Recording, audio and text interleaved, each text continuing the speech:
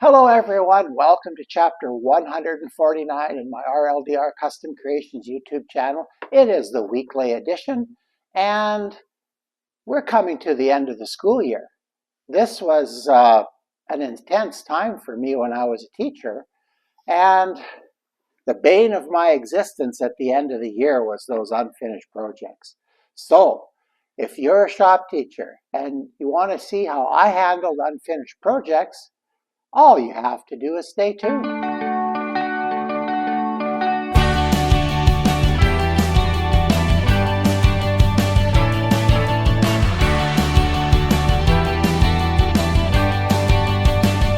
Yes, you're coming to the end of the school year and you've got projects that, I know, man, you just look at it and say, man, they're not going to finish. So what do you do? Well, first of all, I want to talk about the effects of having students not finish a project. In your shop program, I think that needs to be avoided as much as you possibly can. Because if kids don't finish projects, and yeah, it's easy to blame them because, oh, you weren't there. Well, okay, sometimes if they miss half the class, there's nothing you can do. There are exceptions to this. But if you've got that student who's there pretty much all the time, just maybe shop isn't their thing. They've never had any experience with tools. They don't have any confidence. They're slow and they're not getting done. So just to say at the end, okay, well, you didn't finish your project, you don't get this credit or whatever you decide to do in your school system, that's all justified. However, as a good shop teacher, I think you really need to go beyond that. So what I would suggest is, well, there's a few things that I'll share with you that I used to do. But the effect of unfinished projects, first of all, in our school division, we try to teach to a model of student success. So if a student isn't having success in the shop, I took it upon myself to try to ensure that they did. And I think it's so important because if your shop is consistently having unfinished projects at the end of the year, those kids, chances are you won't see them in the shop again unless they have no other options. But if they finish something, they will have had that success and hopefully want to come back and do better the next year. I've seen that many times. I've had a student in grade 9 that struggled to finish everything, but when they got done and they saw, oh, hey, that was cool, I can do this, I had them in grade 10 again, and we often didn't have those problems anymore because they'd been successful and they learned. So it's important to do that. In our school system, industrial arts and home economics were always back to back. So there was kind of a friendly competition between home ec and IA to attract students. Now, usually, well, throughout my career, this wasn't a problem for the shop because of the program that I ran. But if you're sending, or if you're not sending anything home, you're not going to have any kids. I sometimes marveled why I had kids anyway. When in home ec they made food and all the girls were there. My goodness, I would have been there. I'm just kidding. But anyway, so you have to kind of be wary as a shop teacher that you're not going to have a lot of unfinished things because it's a serious detriment to your program, and that's going to cause problems in the long term. So if you want to build a program that is well responded to, it's in your interest to make sure everything gets done. I found too when I talk with parents, and it didn't happen very often in my career because I learned quickly, but yeah, you could share concerns. Okay, Johnny hasn't been there for the last 7, 8 classes, and he's falling way behind, and you could get the parents on board with you, and sometimes that helps.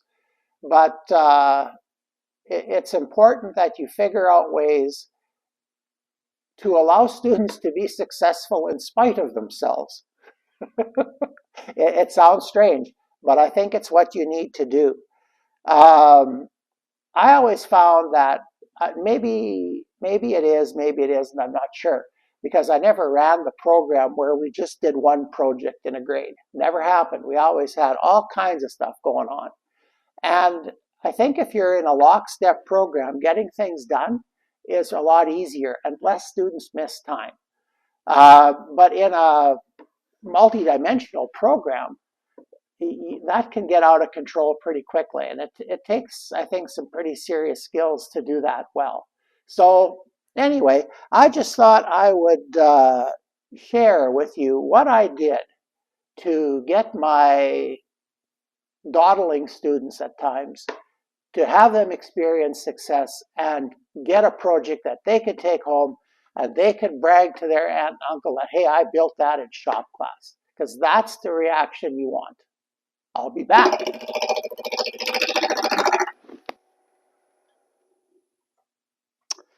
So what did I do when I was teaching to make sure student projects went home at least assembled? The finishing and stuff they could take care of at home often, but at least assembled.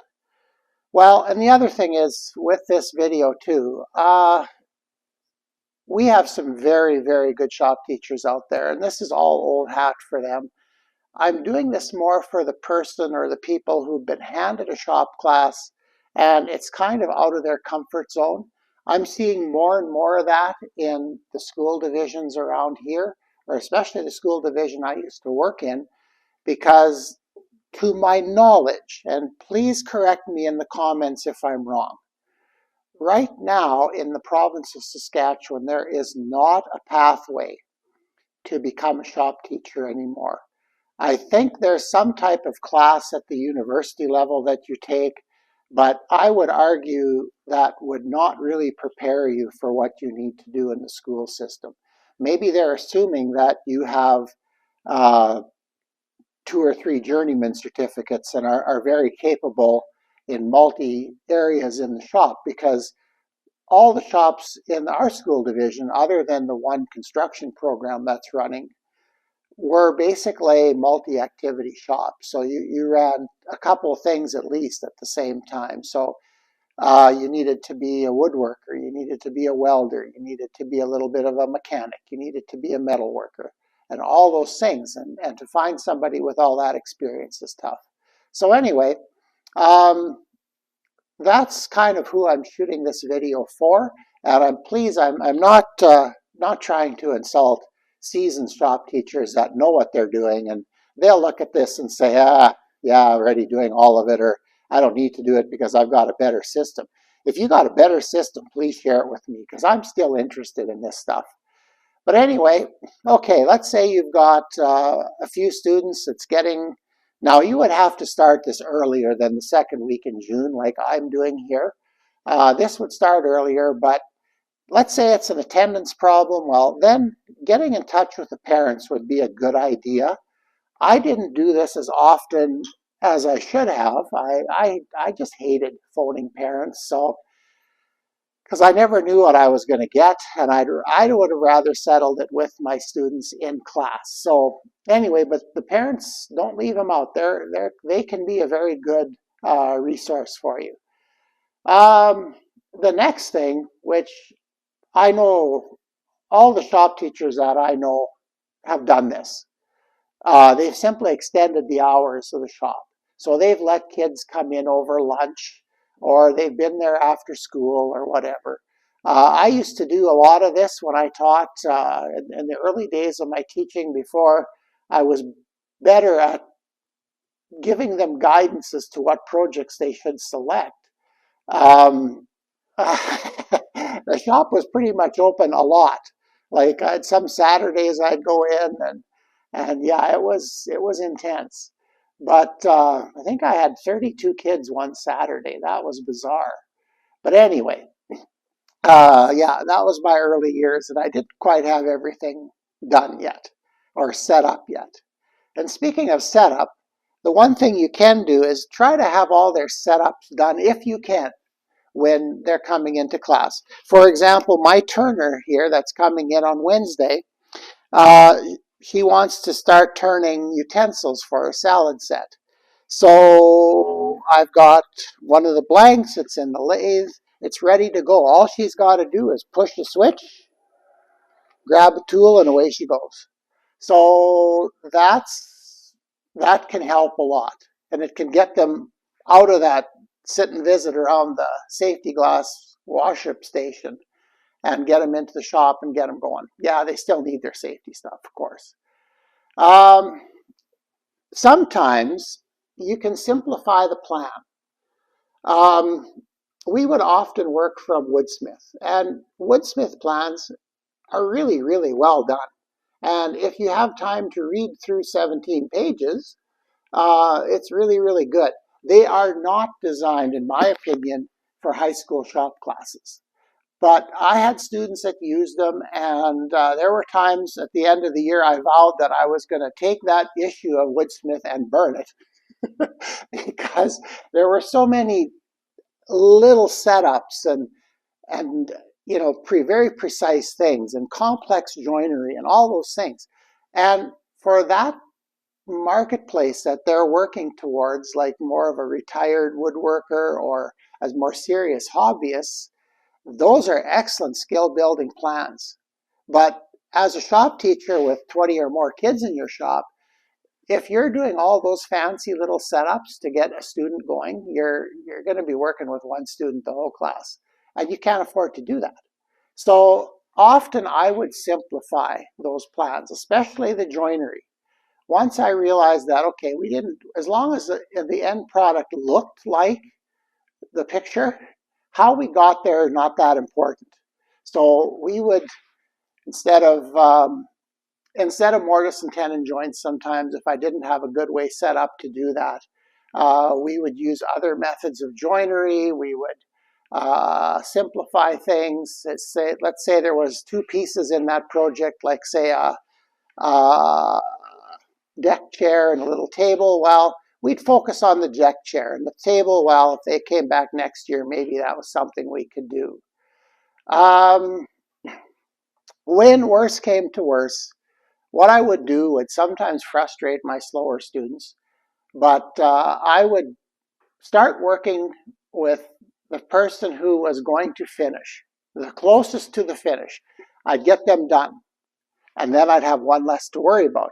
And we never, at the end, we never sanded panels or anything before they went together. We did that after.